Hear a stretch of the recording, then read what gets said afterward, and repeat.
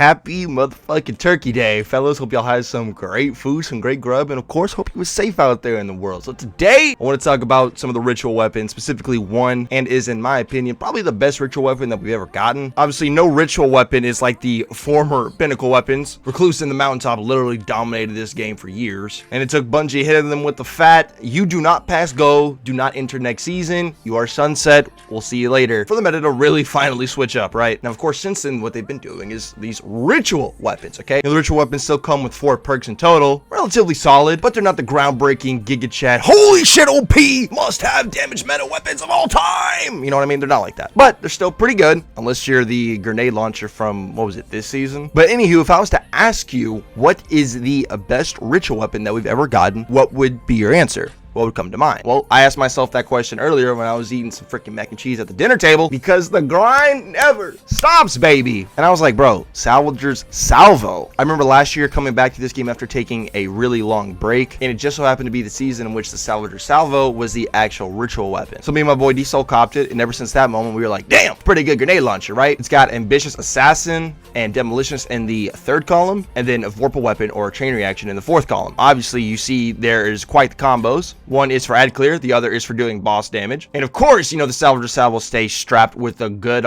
old spike grenades for that extra impact damage. Vorpal weapon for some extra damage against majors and or bosses. And because it's a special weapon, that is 15% extra damage. And then demolition is to yurt the reload. Throw a grenade, skip the reload. And I felt like this thing got a bit more of a surge in popularity during season 17 when people were discovering how absurdly insane Starfire protocol build is for the warlocks. So you combine any sort of weapon with demolitionist on it, it's gonna eat on that build. And what does salvager salvo have on it? That's right, motherfucking demolitionist and vorpal weapon with some spike grenade action. Another encounter with this grenade launcher would absolutely put in work no matter what class you would be on, would be the Atheon encounter at the end of the vaulted class, solely because Time's Vengeance is an absolutely beautiful buff that allows you to yeet out shit tons of grenades regardless of your discipline, regardless of your class, regardless of your build. I always find it interesting when guns that have a little bit of age on them, like the salvager salvo, and they're still able to carve out a role, find a niche, and put in some work in their respective situations. Once again, I'm going to ask you, what do you think is the best ritual weapon that we've got in this game? Season 19 is about 10 days away.